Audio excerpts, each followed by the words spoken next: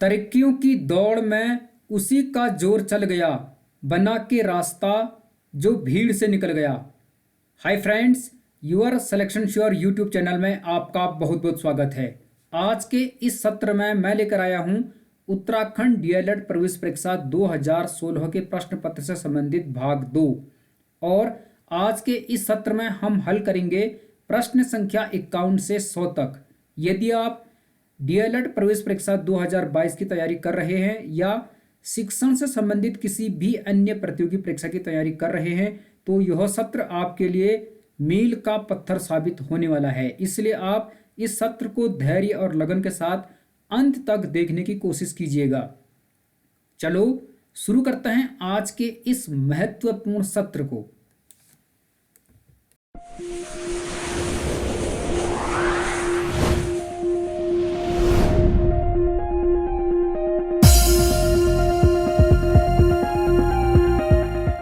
यदि आपने इस प्रश्न पत्र से संबंधित भाग 1 नहीं देखा है, जिसमें हमने प्रश्न संख्या 1 से 50 तक हल किए हैं, तो उस वीडियो का लिंक इस वीडियो के डिस्क्रिप्शन बॉक्स और ऊपर आई बटन में पिन किया गया है, आप उसे वॉच कर सकते हैं।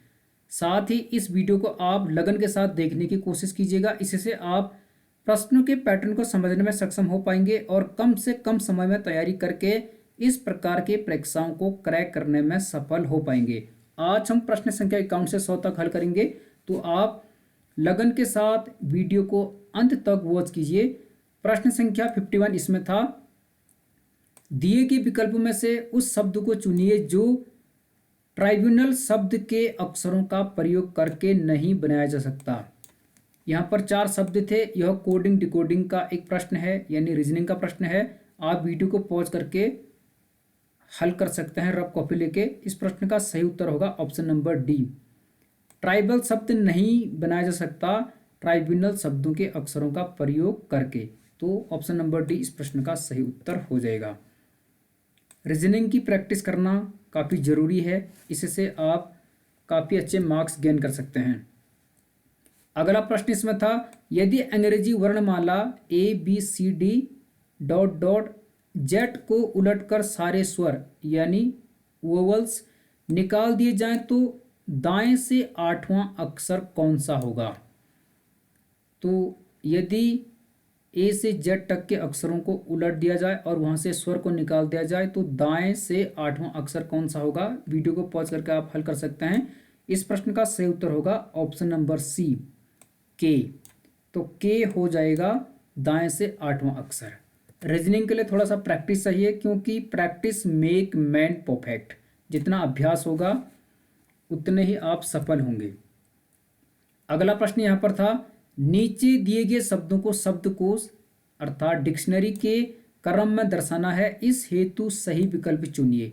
तो यहाँ पर 5 वर्ड्स यानी शब्द दिए गए हैं, हमें इसे अंग्रेजी के शब्दकोश के अनुसार दर्शाना है सही क्रम में। तो शब्द हैं एप्रीहेंसिव, अप्रोचेबल, एप्रोबेशन, अपोलो और एनिवर्सरी। तो इसमें से कौन सा विकल्प सही होगा, जिसके अकॉर्डिंग ये क्वेश्चन यानी ये विकल्प डिक्शनरी में सही मैच करेंगे। तो इस प्रश्न का जो सही उत्तर है वह होगा ऑप्शन नंबर डी। तो ये आप ध्यान में रख लीजिए। सबसे पहले आएगा एनिवर्सरी, फिर आएगा अपोलो, उसके बाद आएगा एप्रीहेंसिव, फिर आएगा अप्रोचेबल और लास्ट में आएगा एप्रोबेशन। तो ऑप्शन नंबर डी प्रश्न का सही उत्तर हो जाएगा। डिक्शनरी ढूंढना आपको आना चाहिए, इस प्रकार का एक प्रश्न हमेशा आता है। तो काफ़ी सरल प्रश्न होते हैं और आप कुछ ही सेकंड में इस प्रकार के प्रश्न को हल कर सकते हैं। अगले प्रश्न की तरफ हम बढ़ेंगे। प्रश्न संख्या 54, ध्यान से आप देखने की कोशिश कीजिए। ये रहा 54 नंबर का प्रश्न। अक्षरों की निम्न श्रृंखला में प्रश्न चिन्ह के स्थान पर क्या आएगा, यानी जो क्वेश्चन मार्क यहाँ पर लगा है यहाँ पर क्या आएगा।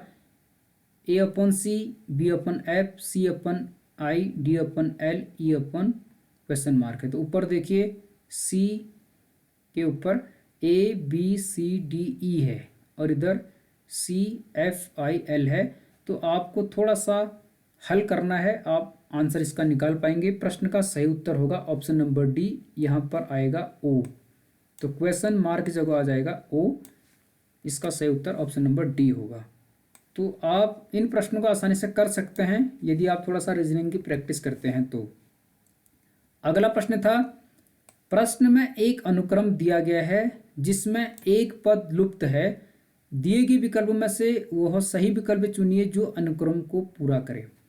तो यहाँ पर एक लुप्त यानी गायब है जहाँ पर क्वेश्चन मार्क है, तो इनमें से हमें चूज करना है किसी एक को जो यहाँ पर सही मैच करे, उसके बाद आप इसका उत्तर आसानी से निकाल पाएंगे। मुझे लगता है ये वर्ग हैं, यानी जैसे वर्ग होते हैं 2 का 4, 3 का 9, 4 का 16, 5 का 25, 6 का 36, इस प्रकार से। तो मुझे लगता है आप भी इस प्रश्न को आसानी से समझ पाए होंगे। तो 55 का जो उत्तर होगा वो हो जाएगा सी, यहाँ पर आ जाएगा सी।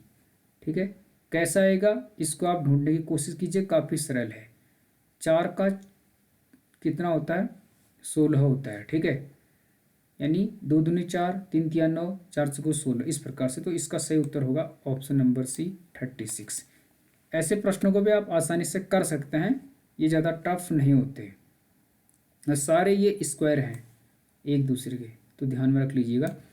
अगला प्रश्न यहाँ पर था 56 नंबर का, जिस प्रकार अनाज का संबंध भंडार गृह से है उसी प्रकार जल का संबंध किससे है। यानी जो अनाज है उसका संबंध किससे, भंडार गृह, भंडार गृह में अनाज को रखते हैं, तो जल का संबंध किससे है। इस प्रश्न का सही उत्तर होगा ऑप्शन नंबर सी, बांध से। ठीक है, तो बांध में क्या रखते हैं, पानी रखते हैं, उसी प्रकार भंडार गृह में क्या रखते हैं, अनाज रखते हैं। तो ये काफ़ी सरल था, इसे आप समझ गए होंगे। थोड़ा सा पेशेंस और धैर्य के साथ यदि आप प्रश्न को पढ़ते हैं तो आसानी से हल कर सकते हैं। अगला प्रश्न इसमें था, निम्न में से असंगत युग्म को छांटे। असंगत यानी बेमेल, जो मैच नहीं कर रहा है।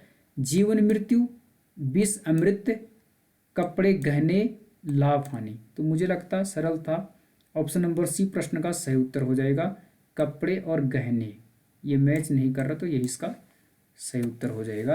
तो इस प्रकार के प्रश्न को बिल्कुल भी नहीं चूकना है। इस प्रश्न पत्र के लिए टाइम बाउंडेशन काफ़ी इंपॉर्टेंट है, आपको प्रैक्टिस करनी पड़ेगी। अगला प्रश्न यहाँ पर था, यदि एक कूट भाषा में कॉलम को 198327 लिखा जाता है तो उस कूट भाषा में कॉमन को लिखा जाएगा। तो ये भी रीजनिंग का प्रश्न है। किसी कूट भाषा में कॉलम को इस प्रकार से लिखा जा रहा है तो कॉमन को क्या लिखेंगे, आप थोड़ा सा हल करने की कोशिश कीजिए। इस प्रश्न का जो सही उत्तर है वो होगा ऑप्शन नंबर ए, 192297 लिखा जाएगा कॉमन को। तो आपको यहाँ मैच करना है कैसे इसको बना है, फिर उसी के अनुसार प्रश्न का उत्तर निकालना। तो ऑप्शन नंबर ए इसका सही उत्तर हो जाएगा। काफ़ी सरल ये प्रश्न है, आपको थोड़ा सा प्रैक्टिस करनी पड़ेगी। अगला प्रश्न यहाँ पर है, यदि ई बराबर 5 और टी बराबर 26 तो टीचर बराबर क्या होगा। ई बराबर 5 है, टी ई ए बराबर 26 है, तो टी ई ए सी एच ई आर बराबर क्या होगा। इसका सही उत्तर होगा ऑप्शन नंबर सी, 60 हो जाएगा। तो ई कहाँ पर आता है, टी ई ए कैसे आ रहा है, उसी प्रकार से टीचर का जो उत्तर है वो है 60, ऑप्शन नंबर सी इस प्रश्न का सही उत्तर हो जाएगा। तो आप रफ कॉपी लेके वीडियो को पॉज करके इस प्रकार के प्रश्नों को हल करने की कोशिश कर सकते हैं, तभी आपकी प्रैक्टिस अच्छे से हो पाएगी और आप क्वेश्चन को क्रैक कर पाएंगे। अगला प्रश्न यहाँ पे था, रमेश और सुरेश आपस में भाई हैं तथा राखी और गीता आपस में बहनें हैं। रमेश का लड़का गीता का भाई है, सुरेश और राखी का आपस में क्या संबंध है। थोड़ा सा पॉज करके समझने की कोशिश कीजिए। रिलेशनशिप से संबंधित प्रश्न है, पिता पुत्री, चाचा भतीजी, भाई बहन या मामा भांजी। इस प्रश्न का जो सही उत्तर होगा वो होगा ऑप्शन नंबर बी, इनका संबंध होगा चाचा भतीजी का। तो ये आप ध्यान में रख लीजिएगा, ऑप्शन नंबर बी इस प्रश्न का सही उत्तर हो जाएगा। तो एक रिलेशनशिप से भी प्रश्न आता ही है। अगला ये प्रश्न काफ़ी सरल होता है, यदि बादल को सफ़ेद, सफ़ेद को वर्षा, वर्षा को हरा, हरा को हवा, हवा को नीला और नीला को पानी कहते हैं तो पक्षी किस में उड़ते हैं। पक्षी किस में उड़ते हैं, बादल को सफ़ेद, सफ़ेद को वर्षा, वर्षा को हरा, हरा को हवा और हवा को नीला और नीला को पानी कहते हैं, तो पक्षी कहाँ उड़ेगा? पक्षी उड़ता कहाँ है?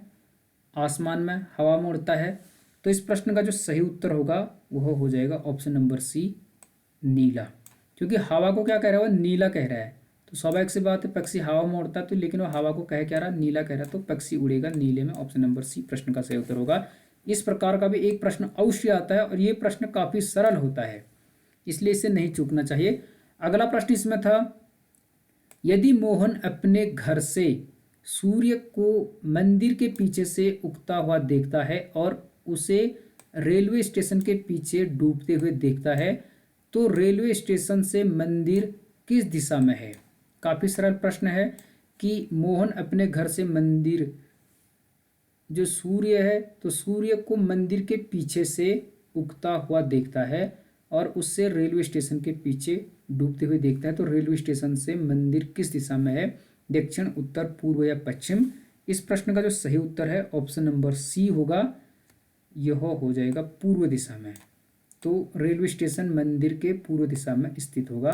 काफी सरल प्रश्न है। आप डायग्राम खींच के भी इस प्रकार के प्रश्न को आसानी से हल करने में सक्षम हो सकते हैं। अगला प्रश्न यहां पर था, एक ढेर में 5 पुस्तकें पड़ी हैं, पी एल के ऊपर है और एन एम के नीचे है, एल एम के ऊपर है और ओ एन के नीचे है, सबसे नीचे कौन सी पुस्तक है? तो ये भी रीजनिंग का प्रश्न है। आपको क्रम से रखना है, जिस प्रकार से प्रश्न की भाषा है उसी अकॉर्डिंग पुस्तकों को रखना है, तो आप हल कर पाएंगे।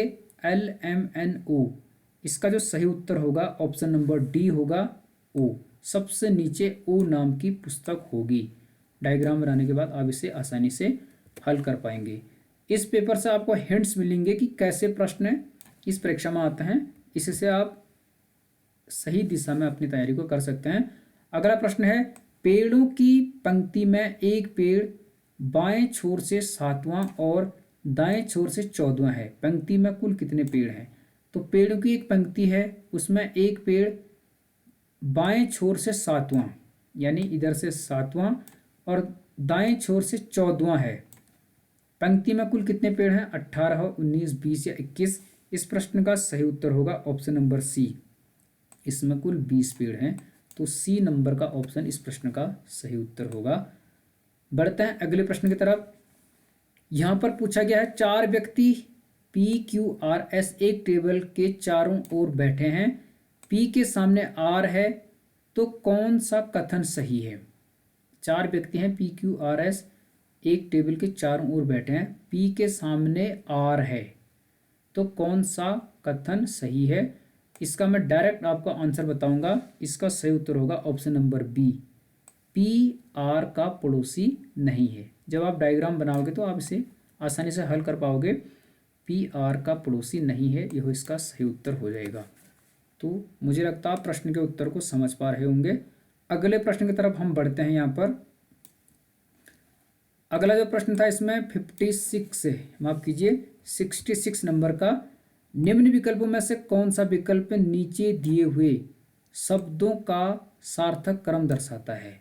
तो इसमें से कौन सा ऐसा विकल्प है नीचे कूट में से जो शब्दों का सार्थक क्रम दर्शाता है या संकेत करता है? तो यहाँ पर शब्द क्या हैं? कभी नहीं, कभी कभी, सामान्यतः, यदा कदा, हमेशा। इस प्रश्न का जो सही उत्तर है उससे आप थोड़ा सा वीडियो को पॉज करके समझने की कोशिश कर सकते हैं। प्रश्न का सही उत्तर ऑप्शन नंबर सी है, 5, 3, 2, 4, 1। सबसे पहले हमेशा, फिर सामान्यतः, उसके बाद कभी कभी, फिर आ जाएगा यदा कदा और अंत में आ जाएगा कभी नहीं। तो ये आप ध्यान में रख लीजिए। इस प्रकार ऑप्शन नंबर सी इस प्रश्न का सही उत्तर हो जाएगा। यह शब्दों का सार्थक क्रम दर्शाता है। ऑप्शन नंबर सी इस प्रश्न का सही उत्तर हो जाएगा। अगला जो प्रश्न था इसमें वो क्या था, इसे समझने की कोशिश कीजिए।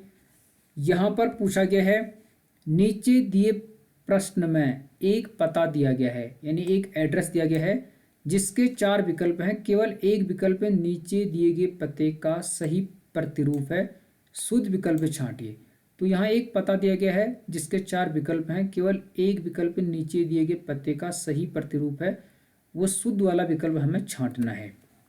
ठीक है, तो समझते हैं, इसको हल करने की कोशिश करते हैं। एड्रेस है mister WS Allen, 8/81 Punjab Bagh Bombay 538109, ये एड्रेस है।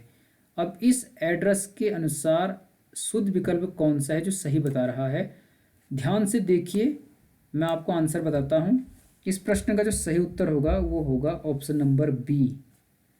सबसे पहले mister WS Allen 8/81 Punjab Bagh Bombay 538109, तो ये इसका सही उत्तर हो जाएगा। ठीक है, तो मुझे लगता है आप समझ पाए होंगे, ये वाला इसका सही विकल्प है। तो सेम का सेम उसने लिख दिया है पंजाबी बाग और यहाँ पर बम्बई लिख दिया है और पीछे से उसका जो पिन कोड है वो लिख दिया है। तो आसान था, आपको थोड़ा सा ध्यान में रखना है, इस प्रश्न से डरना नहीं है। कभी कभी हमें लगता है कि प्रश्न बड़ा है तो शायद टफ होगा, ऐसा वहाँ पर नहीं करना है। अब यहाँ पर अगला प्रश्न देखते हैं। यहाँ पूछा गया था, नीचे दिए गए पासे में एक ही पासे के 2 प्रारूपों को दर्शाया गया है। इन प्रारूपों को ध्यानपूर्वक अवलोकन करके यह ज्ञात करें कि यदि पासे के ऊपरी फलक पर बिंदुओं यानी डॉट्स की संख्या 5 हो, ऊपरी फलक पर, ऊपरी फलक ये हैं 5 हो, तो इसके निचले फलक पर स्थित बिंदु की संख्या क्या होगी? निचला फलक यहाँ हो जाएगा। तो यहाँ पर एक पासा दिया गया है, ये देख लीजिए आप, 2 प्रारूप दिए गए हैं उसके। यहाँ पर पूछा गया है कि यदि पासे के ऊपरी फलक पर बिंदु की संख्या 5 हो तो इसके निचले फलक पर स्थित बिंदु की संख्या क्या होगी? ये प्रश्न काफ़ी सरल होता है, आपको घन घना पासे को थोड़ा सा देखना पड़ेगा, उसके बाद आप इस प्रकार के प्रश्न को आसानी से कर पाओगे। तो इस प्रश्न का जो सही उत्तर होगा वह हो जाएगा, पहुँच करके आप भी बता सकते हैं, ऑप्शन नंबर बी यानी 2 हो जाएगा। तो ये इसका उत्तर होगा। ठीक है, ऑप्शन नंबर बी इस प्रश्न का सही उत्तर होगा। आप पासे की प्रैक्टिस कर लीजिए, रीजनिंग की बुक लेके, इसके लिए आप ल्यूसेंट की बुक को पढ़ सकते हैं। अगला प्रश्न है, दिल्ली के लिए बस हर 3.5 घंटे बाद जाती है, 20 मिनट पहले दिल्ली के लिए बस गई है, टाइम टेबल के अनुसार अगली बस शाम को 6:30 बजे जाएगी, यह सूचना किस समय दी गई है? तो रीजनिंग का ही प्रश्न है। इस प्रश्न का जो सही उत्तर होगा वह हो जाएगा ऑप्शन नंबर बी, अपराह्न 3:20 पे इसकी सूचना दी गई। तो ये इसका उत्तर हो जाएगा। दिल्ली के लिए हर बस 3.5 घंटे बाद जाती है, 20 मिनट पहले दिल्ली के लिए बस गई है, टाइम टेबल के अनुसार अगली बस कब जाएगी? 6:30 बजे। तो यह सूचना किस समय दी गई है? 3:20 पर। ऑप्शन नंबर बी प्रश्न का सही उत्तर होगा। तो रीजनिंग की प्रैक्टिस कीजिए, आप आसानी से आप क्रैक कर पाएंगे। अगला प्रश्न था, यदि एक दर्पण में देखने से प्रतीत होता है कि घड़ी में उस समय 9:30 हुए हैं यानी 9:30 बजे हैं, तो घड़ी में वास्तविक समय क्या है? दर्पण में आप देख रहे हैं यानी मिरर, शीशे में, यदि एक दर्पण में देखने से प्रतीत होता है कि घड़ी में उस समय 9:30 हुए हैं तो वास्तविक समय क्या है? तो ये प्रश्न तो काफ़ी सरल होते हैं। इसका जो सही उत्तर होगा ऑप्शन नंबर ए होगा। उस समय दिख रहा जो वास्तविक समय होगा वो होगा 2:30, ये वास्तविक समय होगा। लेकिन इसको यदि आप मिरर में देखेंगे तो वो दिखेगा 9:30। ठीक है, तो इस प्रश्न का सही उत्तर ऑप्शन नंबर ए है। तो ये मिरर वाले प्रश्न भी आते हैं, इसलिए इस प्रकार के प्रश्नों को आप ना चूकें। अगला जो प्रश्न इसमें था उसे देखते हैं और समझने की कोशिश करते हैं कि प्रश्न कैसा था। यहाँ पर प्रश्न 71 से 73 तक हैं, ये देख लीजिए आप। प्रश्न में पूछा क्या था, निर्देश प्रश्न संख्या 71 से 73, निम्नलिखित जानकारियों का ध्यानपूर्वक अध्ययन करके इन पर आधारित प्रश्न के उत्तर दीजिए। तो पहले हमें इन्हें ध्यान से पढ़ना है, उसके बाद आंसर देने हैं। प्रश्न क्या था इसमें कुछ ऑप्शन थे, LMNO और P 5 व्यक्तियों का एक समूह है। तो 5 व्यक्तियों का एक समूह है, इनमें से एक उद्यान कृषि विशेषज्ञ है, एक भौतिक विज्ञानी है, एक संपादक है और एक व्यवसायी है तथा एक वकील है। समझ के 5 व्यक्ति हैं, उनके 5 काम हैं। इनमें से 3 LN तथा वकील कॉफ़ी की अपेक्षा चाय पसंद करते हैं, जबकि M तथा संपादक चाय की अपेक्षा कॉफ़ी पसंद करते हैं। व्यवसायी L और O आपस में एक दूसरे के मित्र हैं, परंतु उनमें 2 चाय की अपेक्षा कॉफ़ी पसंद करते हैं। तो आपको इस प्रकार से समझना है कि LMNOP को क्या क्या यहाँ पर कहा जा रहा है। उद्यान कृषि विशेषज्ञ N का भाई है, तो इससे आप समझेंगे। उसके बाद अब नीचे प्रश्न दिए गए हैं, इसमें क्या था, व्यवसायी निम्नलिखित में से कौन है। तो इनमें से कौन सा व्यवसाय होगा, OLMN। इसका जो सही उत्तर होगा वो हो जाएगा ऑप्शन नंबर C, M नाम का व्यक्ति क्या हो जाएगा, व्यवसाय हो जाएगा।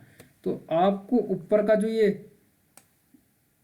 पूरा विस्तार से यहाँ पर दिया गया है ये पढ़ना है, और पढ़ने के बाद आपको समझना है कि किस व्यक्ति का कौन सा व्यवसाय है। तो व्यवसाय इसमें कौन सा है, M है। उसके बाद अगला प्रश्न यहाँ पर था, निम्न में से भौतिक विज्ञानी कौन है, फिजिक्स वाला कौन है।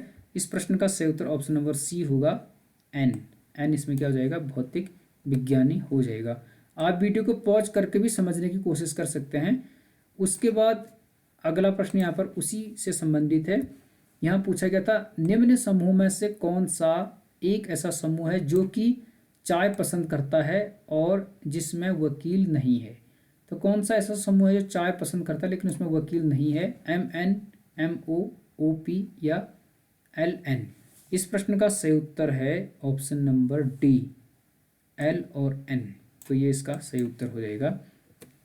ये चाय पसंद करते हैं लेकिन L और N वकील नहीं है। अब हम अगले प्रश्न की तरफ बढ़ते हैं। यहाँ पर क्या पूछा गया है, दिए गए विकल्पों में से लुप्त संख्या ज्ञात कीजिए। यानी जो क्वेश्चन मार्क में लुप्त संख्या यहाँ पर क्या आएगा वो हमें ढूंढना है। तो पहला आपको ढूंढना है कि यहाँ पर 9 कैसे आया, यहाँ पर 16 कैसे आया, फिर यहाँ पर क्या आएगा, ये आपको यहाँ पर देखने की कोशिश करनी है। तो इस प्रश्न का जो सही उत्तर होगा वो हो जाएगा ऑप्शन नंबर C। यहाँ पर क्या आ जाएगा, 9 आ जाएगा।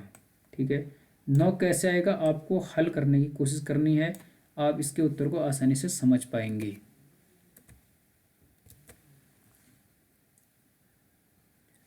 तो आप इसे समझ पा रहे होंगे। यहाँ पर 9 दिया गया है, यहाँ पर 16 दिया गया है और यहाँ पर डॉट डॉट है। तो यहाँ पर 9 कैसे आया है आप थोड़ा सा यहाँ पर देख लीजिए।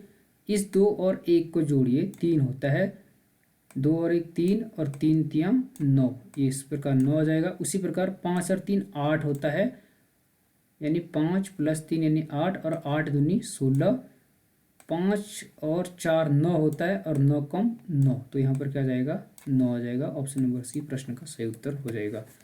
तो आप इसे समझने में सक्षम हो पाएंगे।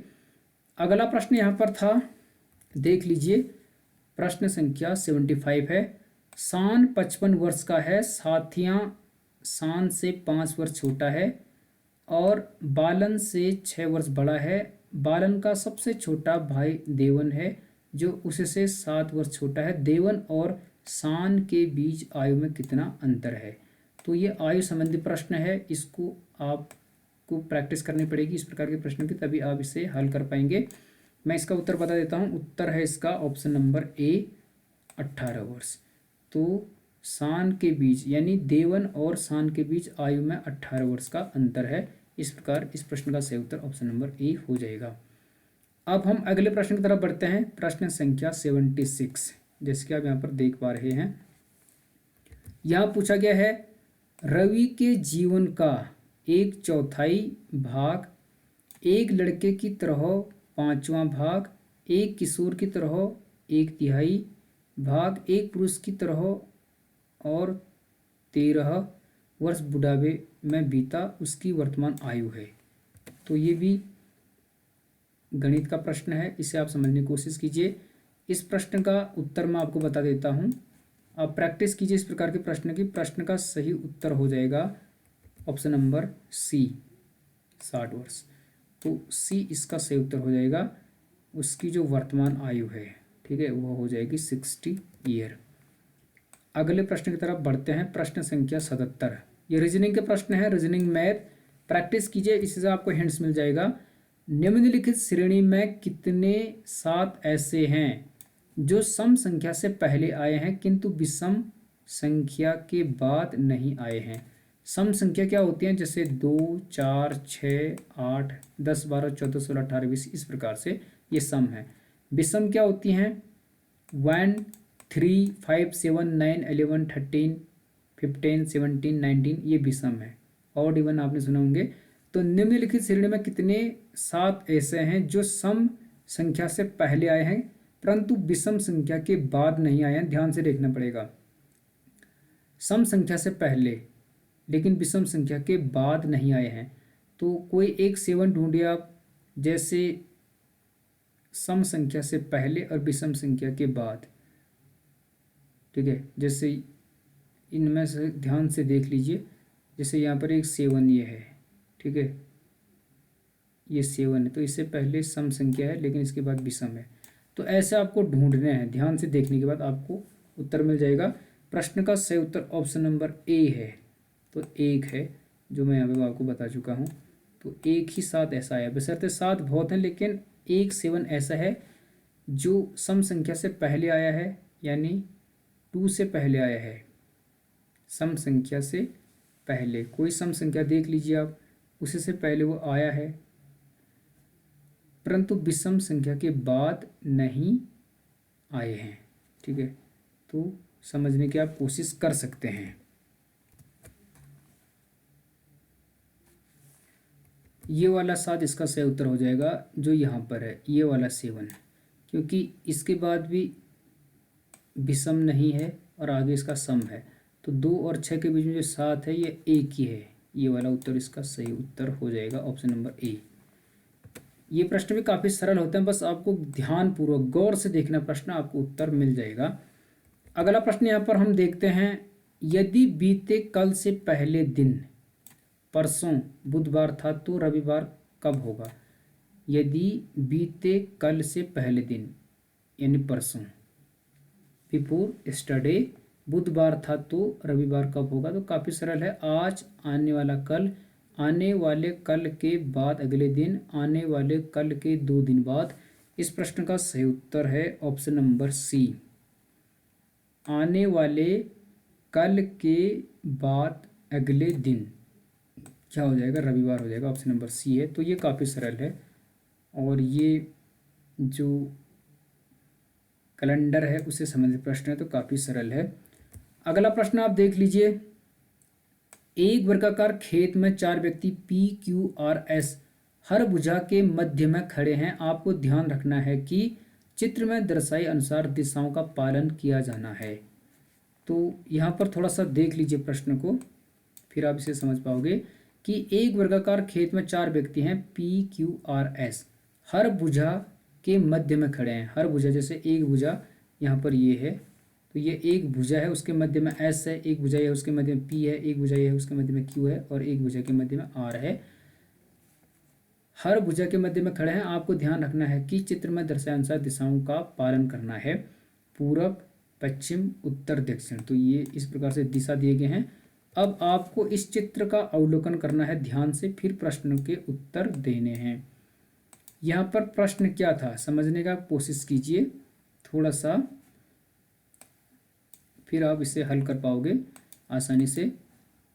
यहाँ पर पूछा गया है कि यदि P दक्षिणावर्त यानी क्लॉकवाइज 2.5 भुजाएं चलता है और S वामावर्त एंटी क्लॉकवाइज 2.5 भुजाएं चलता है, तो वे क्रमशः होंगे किस दिशा में होंगे, क्लॉकवाइज और एंटी क्लॉकवाइज चलने के बाद।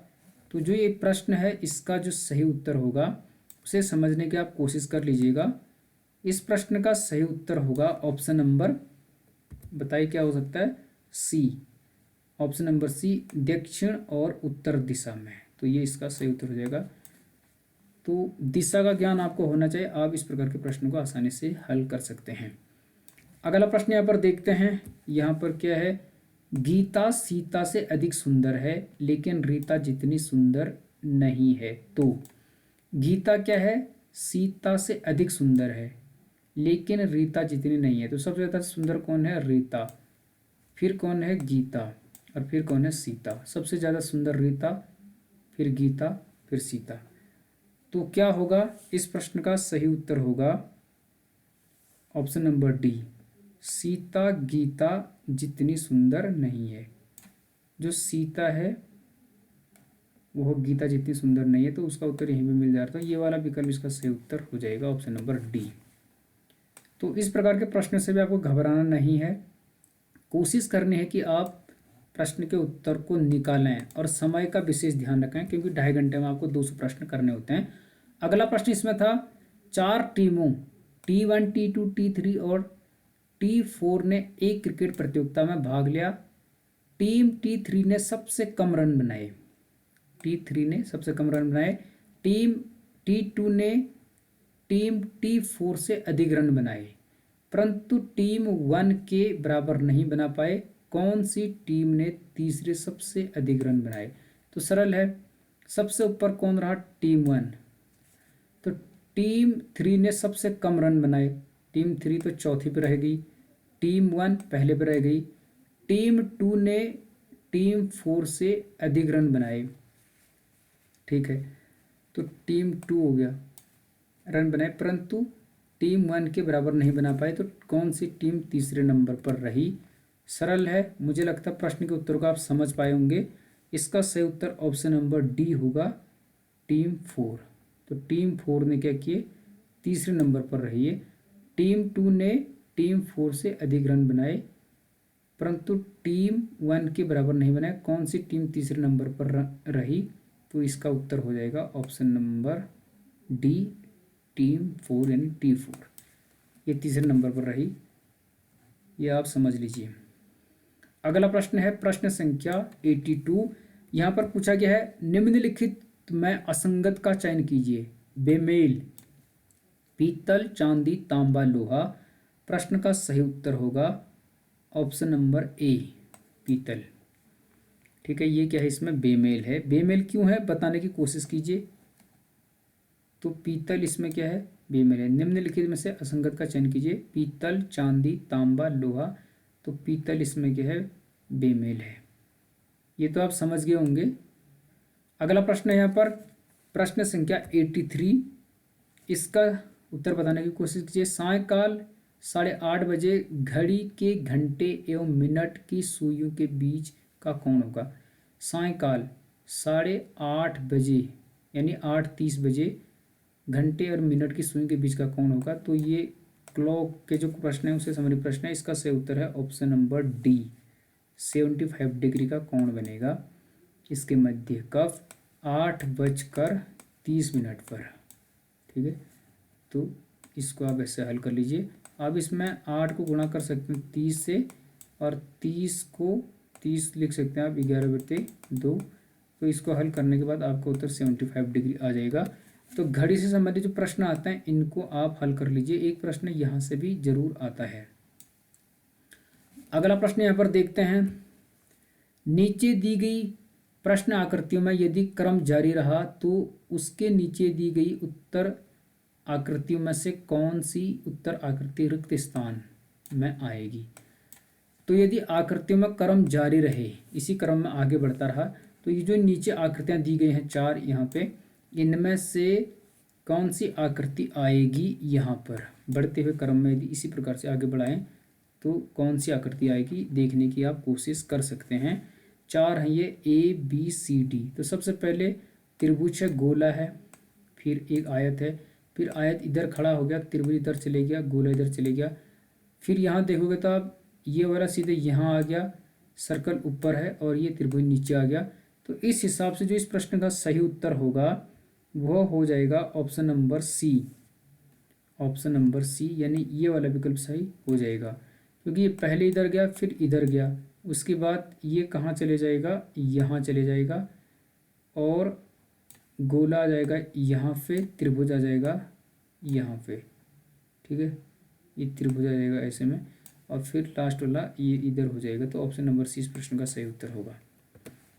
तो ऐसे प्रश्न में आपको छोड़ने नहीं है, थोड़ा सा ध्यान से देखना प्रश्न को। अगला प्रश्न हम यहाँ पर देखने की कोशिश करते हैं। यहाँ पर पूछा गया है, यदि किसी सांकेतिक भाषा में 31523 को काव लिखा जाए, 31215311 को क्लॉक लिखा जाए, तो 1497820 को कैसे लिखा जाएगा? थोड़ा सा टाइम निकालिए, करने की कोशिश कीजिए। इस प्रश्न का जो सही उत्तर है ऑप्शन नंबर बी होगा, इसी लिखा जाएगा नाइट। तो आप कर सकते हैं, थोड़ा सा प्रैक्टिस करने के बाद इस प्रकार के प्रश्नों को आप हल कर सकते हैं। इससे आपको हिंट्स मिल रहा होगा कि कैसे प्रश्न इसमें पूछे जाते हैं। अगला प्रश्न इसमें था, निम्नलिखित में से प्रश्न मार्क यानी क्वेश्चन मार्क चिन्ह के स्थान पर कौन सा गणितीय चिन्ह आएगा? 2 क्वेश्चन मार्क 6 - 12 भागा 4 धन 2 बराबर 11। तो यहाँ पर क्या आएगा? लास्ट में उसका उत्तर 11 ना जाए, बोर्ड मास का जो फॉर्मूला यहाँ पर लगेगा। तो इस प्रश्न का सही उत्तर है ऑप्शन नंबर सी। यहाँ पर आएगा मल्टीप्लाई यानी गुणा का चिन्ह आएगा। 2 गुणा 6 - 12 भागा 4 धन 2 बराबर 11 हो जाएगा। तो ये यहाँ पर आ जाएगा। आप हल करके इसका आंसर निकाल सकते हैं। तो प्रश्न का उत्तर है ऑप्शन नंबर सी। ठीक है, अगला प्रश्न हम हल करते हैं। प्रश्न संख्या 87 यहाँ पर प्रश्न है, दिए गए शब्द को अंग्रेजी वर्णमाला के क्रम में क्रमबद्ध कीजिए। जो केमिस्ट्री शब्द का बाएं से दाएं और 5वां अक्षर कौन सा होगा? तो दिए गए शब्द को अंग्रेजी वर्णमाला के क्रम में क्रमबद्ध किया जाना है। अंग्रेजी वर्णमाला जैसे आते हैं उसी अनुसार इस शब्द को क्रम से लिखना है। शब्द का बाएं से दाएं और 5वां अक्षर कौन सा होगा? तो इस केमिस्ट्री शब्द को आप अंग्रेजी के वर्णमाला के क्रम में लिखिए तो आप उत्तर प्राप्त कर लेंगे। इसका जो उत्तर है वो हो जाएगा ऑप्शन नंबर बी, एम आएगा 5वां अक्षर। बाएं से दाएं और 5वां अक्षर आएगा एम इसमें केमिस्ट्री में। इसमें चौथे नंबर पर है, लेकिन जब आप इसे सही क्रम में लिखेंगे वर्णमाला के क्रम में तो 5वें नंबर पर एम आएगा। ऑप्शन नंबर बी प्रश्न का सही उत्तर हो जाएगा। अगला प्रश्न यहाँ पर क्या था? प्रश्न संख्या 88 और 89। प्रश्न आकृति में 2 युग्म आकृतियां दी गई हैं। एक युग्म ये है और एक युग्म ये है। प्रथम युग्म की आकृतियां जिस प्रकार एक दूसरे से संबंधित हैं उसी संबंध के आधार पर द्वितीय युग्म की दूसरी आकृति का चयन उत्तर आकृतियों में से कीजिए। यानी जैसे एक युग्म से दूसरा युग्म जुड़ा है उसी प्रकार से दूसरा युग्म किससे जुड़ा है ये हमें ढूंढना है। प्रश्न आकृतियां यहाँ पर देख लीजिए। जैसे इस आकृति से ये जुड़ा है तो इस आकृति से कौन सा जुड़ा होगा इन चारों में से? पहले आपको ध्यान से ये देखना है। यह आपने देखा तो इस युग्म से ये जुड़ा है, देख लीजिए। तो इस वाले युग्म से कौन सा जुड़ा है यहाँ पर? इस प्रश्न का सही उत्तर है ऑप्शन नंबर डी, ये जुड़ा है इससे। ऑप्शन नंबर डी का सही उत्तर हो जाएगा, क्योंकि जब यहाँ पर ये सिंगल था तो इसके अंदर ये 2 आ गए और यहाँ पर ये इस प्रकार से था तो उसके अंदर फिर इस प्रकार का ये डिजाइन बन गया। ऑप्शन नंबर डी इसका सही उत्तर हो जाएगा। आप इनके पार्ट्स को गिन के थोड़ा सा समझ के इसका उत्तर आसानी से निकाल सकते हैं।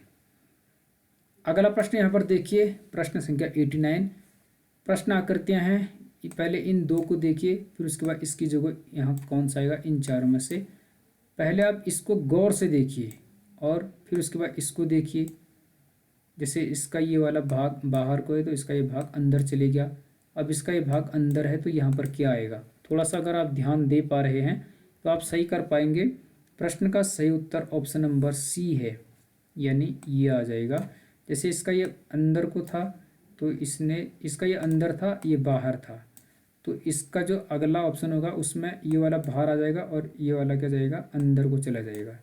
ठीक इसके अपोजिट, इसका अपोजिट ये है तो इसके अपोजिट ये है। ऑप्शन नंबर सी प्रश्न का सही उत्तर होगा। ऐसे प्रश्न भी आपको करने हैं क्योंकि ये प्रश्न आसानी से हल हो जाते हैं। अगला प्रश्न देखने की कोशिश करते हैं।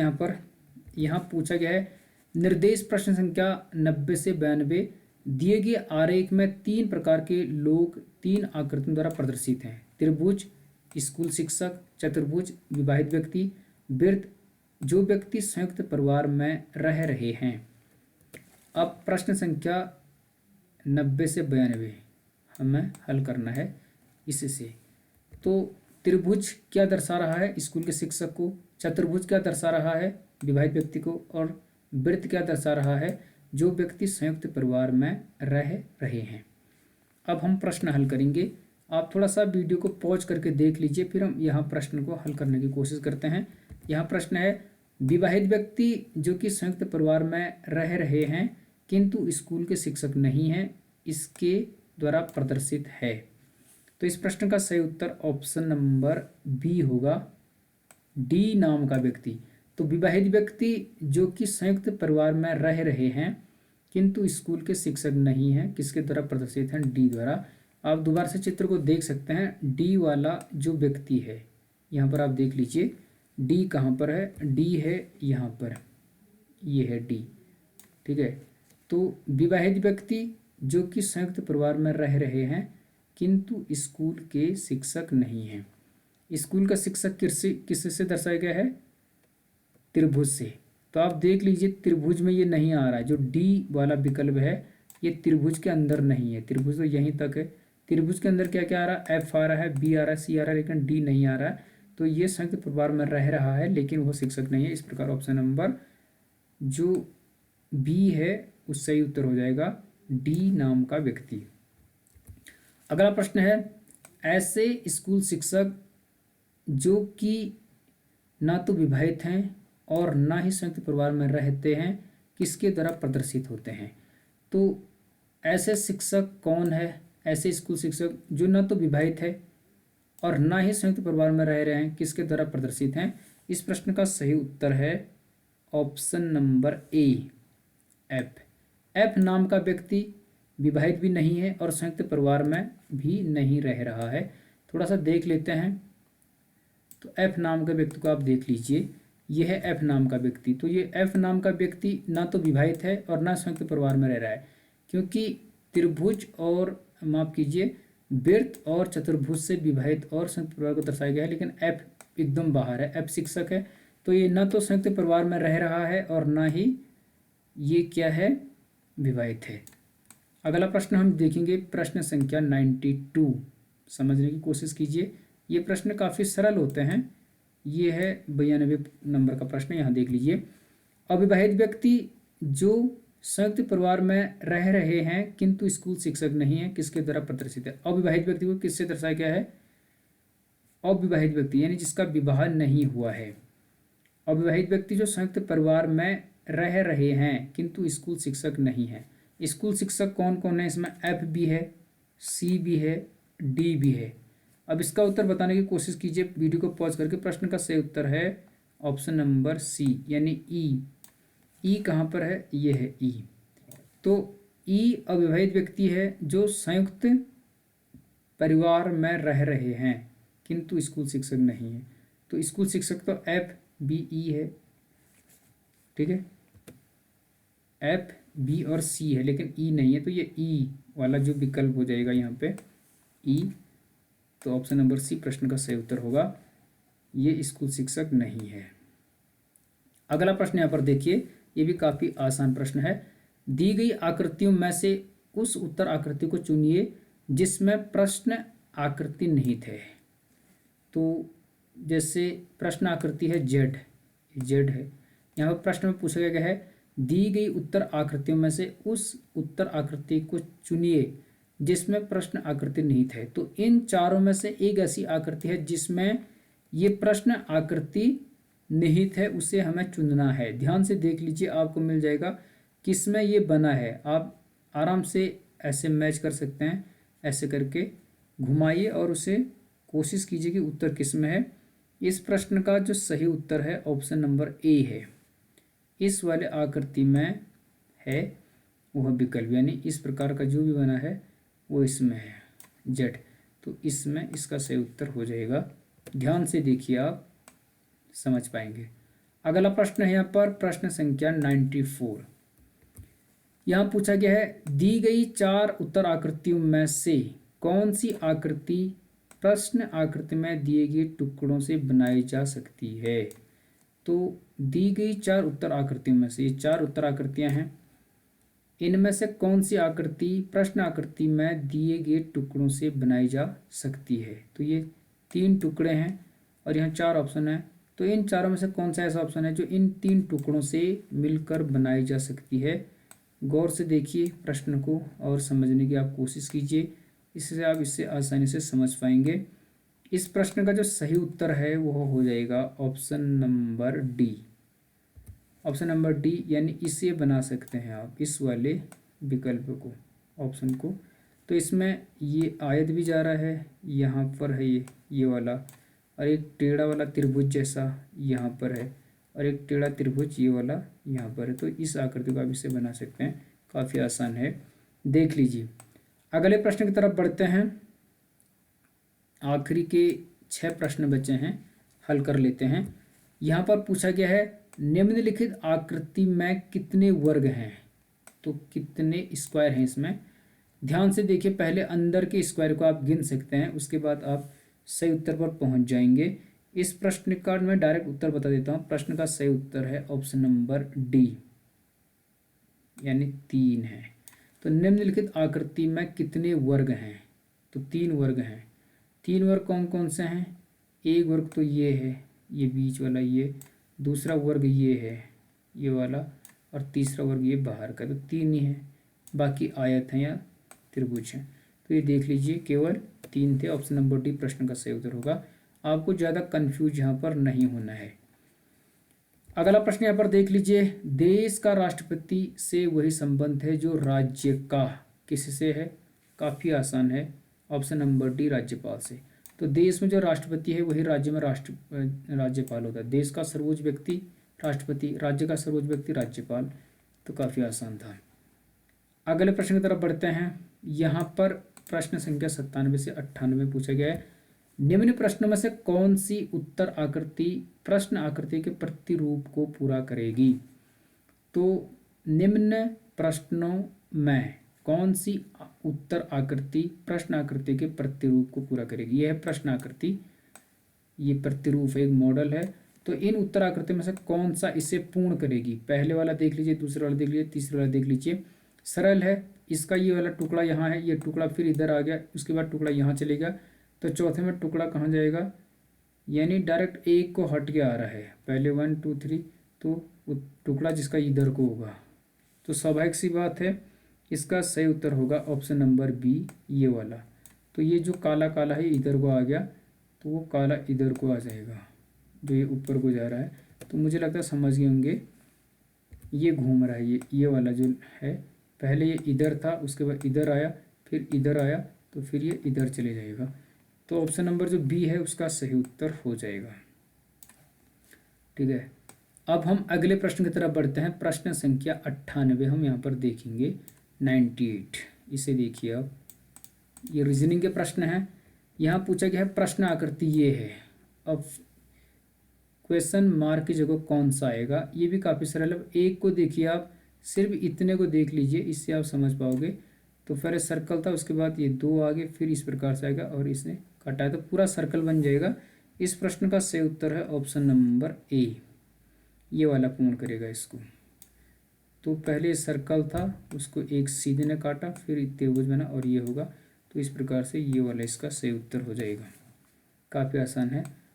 आगे बढ़ते हैं प्रश्न संख्या 99 पे। 2 प्रश्न बचे हैं। यहाँ पर पूछा गया है, दी गई आकृतियों में से विषम आकृति ज्ञात कीजिए। जो विषम है यानी अलग है, उसे हमें ज्ञात करना है। तो पहले देख लीजिए, यहाँ पर 2 त्रिभुज हैं, यहाँ पर 2 सर्कल हैं, यहाँ पर ये एक ब्लैंक है, एक है इस प्रकार ब्लैंक, एक ये है, और यहाँ भी सेम इस प्रकार से है। फिर यहाँ पर दोनों डार्क हैं, इधर साइड ये है, इधर ये है, इधर ये है। अब हमें इनमें से क्या करना है, जो विषम है उसे ढूंढना है। प्रश्न संख्या, इसका जो सही उत्तर होगा ऑप्शन नंबर ए होगा, ये विषम है। बाकी लगभग सेम है, ध्यान में आप रख लीजिएगा। कैसे हैं समझने की आप कोशिश कीजिए। ये तीनों कहीं ना कहीं मिले हैं, और एक इसमें विषम है। थोड़ा सा देख लीजिए, फिर उत्तर ढूंढने की आप कोशिश कीजिए। यहाँ पर आप समझ पाए होंगे ये विषम क्यों है, क्योंकि यहाँ पर जैसे 2 त्रिभुज हैं, तो ये दोनों सेम हैं, यानी दोनों त्रिभुज सेम हैं और डार्क हैं। बाकी कहीं पर भी ऐसा नहीं है। बाकी यहाँ का त्रिभुज यहाँ अलग है, इसका त्रिभुज इससे अलग है, और इसका इससे अलग है, लेकिन यहाँ पे 2 ट्राइंगल सेम हैं, तो इसलिए ये विषम है। ऑप्शन नंबर ए प्रश्न का सही उत्तर हो जाएगा। आज का आखिरी प्रश्न ये रहा, यहाँ पर पूछा गया था कौन सी आकृति दिए गए प्रश्न आकृति के अवयव में विलुप्त आकृति की पूर्ति करती है। तो कौन सी उत्तर आकृति, इन चारों में से कौन सी उत्तर आकृति दिए गए प्रश्न आकृति के अवयव में विलुप्त आकृति यानी क्वेश्चन मार्क की पूर्ति करती है। अर्थात यहाँ पर क्या आएगा, ये पर ये एस है, फिर ये एस उल्टा हो गया, अब ये वी है, तो कौन सा यहाँ पर सही बैठेगा। प्रश्न का सही उत्तर काफी आसान है, ऑप्शन नंबर ए है। तो ये यहाँ पर आ जाएगा 100 का ए हो जाएगा ये वाला।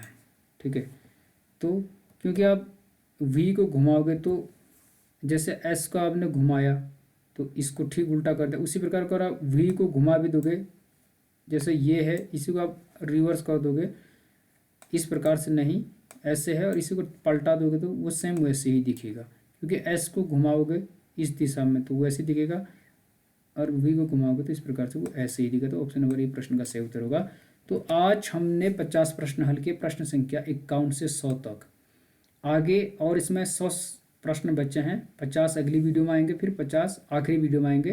तो 4 वीडियोज में 4 भागों में हम 200 प्रश्न हल करेंगे। इसी से आप इस परीक्षा के पैटर्न को समझने में सक्षम हो पाएंगे और इसी प्रकार से अपनी तैयारी को करके इस प्रकार के जो भी परीक्षाएं होती हैं उसे क्रैक करने में सफल हो पाएंगे।